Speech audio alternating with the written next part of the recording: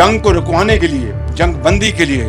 ভারতকে টেক্কা দিতে দক্ষিণ এশিয়ার আকাশে বদলে যাচ্ছে শক্তির সমীকরণ, আর সেই পরিবর্তনের কেন্দ্রবিন্দুতে এখন বাংলাদেশ।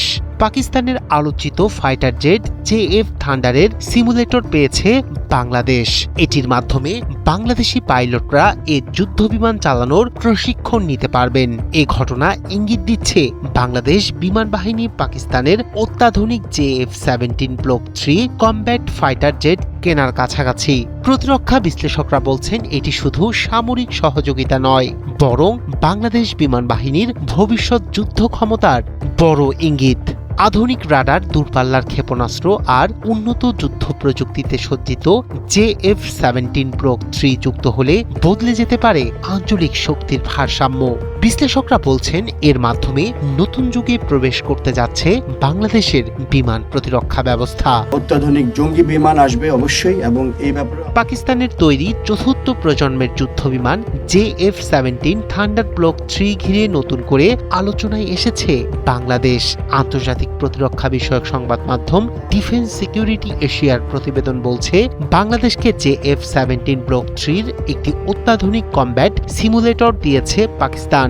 এটি কেবল প্রশিক্ষণ সহযোগিতা নয়, বরং সম্ভাব্য যুদ্ধবিমান ক্রয় চুক্তিরও ইঙ্গিত হতে পারে বলে ধারণা করছেন বিশ্লেষকরা। প্রতিবেদনে বলা হয়, সাধারণ কোনো দেশ যখন নতুন যুদ্ধ বিমান কেনার চূড়ান্ত পর্যায়ে পৌঁছে যায়, তখনই সেই দেশের পাইলটদের প্রশিক্ষণের জন্য উন্নত মানের কমব্যাট সিমুলেটর সরবরাহ করা হয়। সেই বাস্তবতা থেকে ধারণা করা হচ্ছে বাংলাদেশ ও পাকিস্তানের মধ্যে JF-17 ব্লক 3 নিয়ে আলোচনা অনেক দূর এগিয়ে গেছে। খবরে আরো বলা হয়েছে বাংলাদেশ প্রথম ধাপে প্রায় 16টি JF-17 ব্লক 3 যুদ্ধবিমান কিনতে পারে। পরবর্তীতে সেই সংখ্যা 48 পর্যন্ত বাড়তে পারে বলেও ধারণা করা হচ্ছে। সম্ভাব্য এই চুক্তির আর্থিক মূল্য প্রায় 720 মিলিয়ন মার্কিন ডলার হতে পারে বলে উল্লেখ করেছে সংবাদ মাধ্যমটি। JF-17 ব্লক 3 হচ্ছে পাকিস্তান ও চীনের যৌথভাবে তৈরি আধুনিক মাল্টিরোল কমব্যাট এয়ারক্রাফট। এতে রয়েছে অ্যাক্টিভ ইলেকট্রনিক্যালি স্ক্যান্ড অ্যারে বা AESA রাডার, আধুনিক ইলেকট্রনিক ওয়ারফেয়ার সিস্টেম এবং দূরপাল্লার PL-15 ক্ষেপণাস্ত্র বহনের সক্ষমতা। বিশেষজ্ঞদের মতে এই প্রযুক্তিগুলো যুদ্ধবিমানটিকে বিয়ন্ড ভিজুয়াল রেঞ্জ বা চোখের আড়াল থেকেও লক্ষ্যবস্তুতে আঘাত হানতে সক্ষম করে।